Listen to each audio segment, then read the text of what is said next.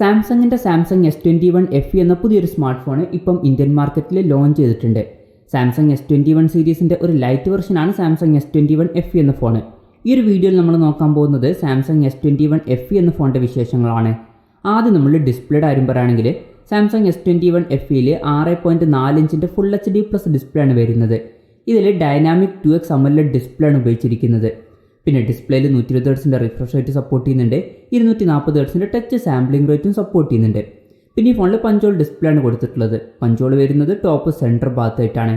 ഈ ഫോണിൻ്റെ peak brightness വരുന്നത് 1200 നിറ്റ്സ് ആണ്. ഫോണിൻ്റെ ഫ്രണ്ടിൽ ഗൊറില്ല ഗ്ലാസ് വിക്ടേഴ്സിൻ്റെ പ്രൊട്ടക്ഷനൊക്കെ കൊടുത്തിട്ടുണ്ട്. ഇതാണ് ഗൊറില്ല ഗ്ലാസിൻ്റെ ഏറ്റവും ലേറ്റസ്റ്റ് ആയിട്ടുള്ള പ്രൊട്ടക്ഷൻ. പിന്നെ ഈ ഫോണിൽ in display finger print sensor വരുന്നുണ്ട്. ഫോണിൻ്റെ വെയിറ്റ് വരുന്നത് ഏകദേശം 177 ഗ്രാമാണ്. അപ്പോൾ അത്യാവശ്യം വെയിറ്റ് കുറഞ്ഞൊരു ഫോണാണ് സാംസങ് S21 FE എന്ന ഫോൺ. തിക്നെസ് വരുന്നത് 7.9 mm ആണ്. പിന്നെ ഈ ഫോണിൽ IP68 റേറ്റിംഗ് സപ്പോർട്ട് ചെയ്യുന്നുണ്ട്. അതായത് ഈ ഫോൺ വാട്ടർ റെസിസ്റ്റൻറ്റും അതുപോലെ തന്നെ ഡസ്റ്റ് റെസിസ്റ്റൻറ്റുമാണ്. പിന്നെ ഈ ഫോണിൻ്റെ 4 കളർ വേരിയൻസ് ഇപ്പോൾ ഇന്ത്യയിൽ ലോഞ്ച് ചെയ്തിട്ടുണ്ട്. ഗ്രാഫൈറ്റ്, ലെവൻഡർ, ഒലീവ്, അതുപോലെ തന്നെ വൈറ്റും. ഇനി പ്രോസസ്സറിൻ്റെ കാര്യം പറയുകയാണെങ്കിൽ എക്സിനോസിൻ്റെ 2100 എന്ന പ്രോസസ്സറാണ് ഇന്ത്യൻ വെർഷനിൽ വരുന്നത്. നമ്മൾ ഗ്ലോബൽ വെർഷൻ്റെ കാര്യം നോക്കുകയാണെന്നുണ്ടെങ്കിൽ ഗ്ലോബൽ വെർഷനിൽ സ്നാപ്ഡ്രാഗൺ 888 എന്ന പ്രോസസ്സർ വന്നിട്ടുണ്ട്. ഇന്ത്യൻ വെർഷനിലും സ്നാപ്ഡ്രാഗൺ 888 എന്ന പ്രോസസ്സർ കൊടുത്തിരുന്നെങ്കിൽ കുറച്ചും കൂടി നന്നായേനെ. പിന്നെ മുമ്പ് ഇറങ്ങിയിട്ടുള്ള സാംസങ് S20 FE എന്ന ഫോണിൻ്റെ കാര്യം പറയുകയാണെങ്കിൽ അതിൽ സ്നാപ്ഡ്രാഗണിൻ്റെ പ്രോസസ്സർ കൊടുത്തിട്ടുണ്ടായിരുന്നു. പക്ഷേ S21 FEയിലോട്ട് എത്തിയപ്പം അത് എക്സിനോസിൻ്റെ പ്രോസസ്സറായി.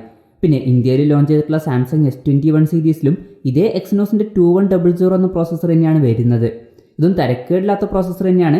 നല്ല പെർഫോമൻസ് കാര്യങ്ങളൊക്കെ ഇതിലും കിട്ടേണ്ടതാണ്. എന്നാലും നമ്മൾ സ്നാപ്ഡ്രാഗൺ 888 എന്ന പ്രോസസ്സറായിട്ട് കമ്പയർ ചെയ്യുമ്പോൾ സ്നാപ്ഡ്രാഗൺ 888 എന്ന പ്രോസസ്സറായിരിക്കും കുറച്ചൊന്ന് ബെറ്റർ. പിന്നെ ഇതിൽ 5G സപ്പോർട്ട് ചെയ്യുന്നുണ്ട്. ഇന്ത്യൻ വെർഷനിൽ 12ഓളം 5G ബാൻഡ്സും വരുന്നുണ്ട്. ഈ ഒരു ഫോണിൽ 8GB RAM ആണ് വരുന്നത്. ഈ ഫോണിൻ്റെ 2 വെർഷൻസ് ലോഞ്ച് ചെയ്തിട്ടുണ്ട്. ബേസ് വേരിയൻറ്റിൽ 128GB ഇൻറ്റേർണലാണ് വരുന്നത്. പിന്നെ 256GB ഇൻറ്റേർണലുമായിട്ട് വരുന്ന ഒരു വെർഷനും വരുന്നുണ്ട്. LPDDR5ൻ്റെ RAM ആണ് ഈ ഫോണിൽ ഉപയോഗിച്ചിരിക്കുന്നത്. UFS 3.1 സ്റ്റോറേജ് ടൈപ്പ് ഈ ഫോണിൽ കൊടുത്തിട്ടുണ്ട്. പിന്നെ മെമ്മറി എക്സ്പാൻഡ് ചെയ്യണമെന്നുണ്ടെങ്കിൽ ഈ ഫോണിൽ മെമ്മറി കാർഡ് സ്ലോട്ട് കൊടുത്തിട്ടില്ല. അതുപോലെ തന്നെ ഈ ഫോണിൽ 3.5 mm ഓഡിയോ ജാക്കും കൊടുത്തിട്ടില്ല. പിന്നെ സാംസങ്ങിൻ്റെ നോക്ക് സെക്യൂരിറ്റി എന്നുള്ള സെക്യൂരിറ്റി ഫീച്ചർ ഈ ഒരു ഫോണിൽ കൊടുത്തിട്ടുണ്ട്. ആൻഡ്രോയിഡ് 12 ബേസ് ചെയ്തിട്ടുള്ള 1UI സോഫ്റ്റ്വെയറുമായിട്ടാണ് ഈ ഒരു സ്മാർട്ട് ഫോൺ വരുന്നത്. പിന്നെ ക്യാമറയുടെ കാര്യം പറയുകയാണെങ്കിൽ ഫോണിൻ്റെ പിന്നിൽ ട്രിപ്പിൾ ക്യാമറ സെറ്റപ്പാണ് വരുന്നത്. ഇതിൽ 12 മെഗാപിക്സലിൻ്റെ f1.8 അപ്പേഴ്സിൽ വരുന്ന മെയിൻ ക്യാമറ സെൻസറാണ് വരുന്നത്. ഇതിൽ OS സപ്പോർട്ട് ചെയ്യുന്നുണ്ട്. രണ്ടാമത് 12 മെഗാപിക്സലിൻ്റെ f2.2 അപ്പേഴ്സിൽ വരുന്ന അൾട്രാ വൈഡ് ആംഗിൾ ലെൻസ് കൊടുത്തിട്ടുണ്ട്. പിന്നെ മൂന്നാമത് 8 മെഗാപിക്സലിൻ്റെ f2.4 അപ്പേഴ്സിൽ വരുന്ന ടെലിഫോട്ടോ ലെൻസ് ആണ് വരുന്നത്. ഇതിൽ 3x ഒപ്റ്റിക്കൽ സൂം സപ്പോർട്ട് ചെയ്യുന്നുണ്ട്. അതുപോലെ തന്നെ 30x ഡിജിറ്റൽ സൂമും സപ്പോർട്ട് ചെയ്യുന്നുണ്ട്. പിന്നെ ഈ ഒരു സെൻസറിലും OS എന്നുള്ള ഫീച്ചർ വരുന്നുണ്ട്. സെൽഫി ക്യാമറയുടെ കാര്യം പറയുകയാണെങ്കിൽ ഫ്രണ്ടിൽ 32 മെഗാപിക്സലിൻ്റെ f2.2 അപ്പേഴ്സിൽ വരുന്ന സെൽഫി ക്യാമറ ആണ് വരുന്നത്. പിന്നെ ഈ ഫോണിൽ 4500 mAh ബാറ്ററി കൊടുത്തിട്ടുണ്ട്. 25 വാട്ടിൻ്റെ ഫാസ്റ്റ് ചാർജിങ് സപ്പോർട്ട് ചെയ്യുന്നുണ്ട്. പിന്നെ ഇൻട്രസ്റ്റിംഗ് ആയിട്ടുള്ള ഒരു കാര്യം എന്താണെന്ന് വെച്ചാൽ ഈ ഫോണിൻ്റെ ബോക്സിൽ ചാർജർ കൊടുത്തിട്ടില്ല. അവർക്ക് ഈ ഒരു പ്രൈസ് റേഞ്ചിലൊക്കെ ഫോണിൻ്റെ ബോക്സിൽ തന്നെ ചാർജറൊക്കെ കൊടുക്കായിരുന്നു.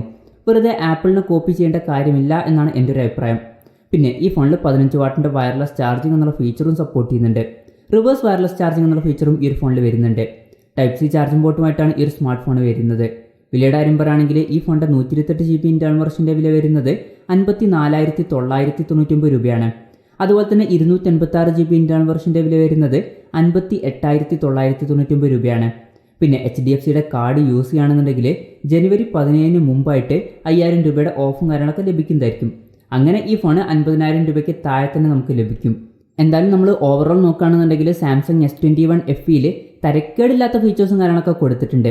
പ്രൈസിങ്ങും വലിയ തരക്കേടില്ല എന്നൊക്കെ പറയാവുന്നതാണ്. പിന്നെ സാംസങ് S21 സീരീസിൽ വരുന്ന ഒരു ഫോണ് കുറച്ചും കൂടി കുറഞ്ഞൊരു പ്രൈസ് റേഞ്ചിൽ വേണം എന്നുള്ളവരെ ടാർഗറ്റ് ചെയ്തിട്ടുള്ളൊരു ഫോണാണ് സാംസങ് S21 FE എന്ന ഫോൺ.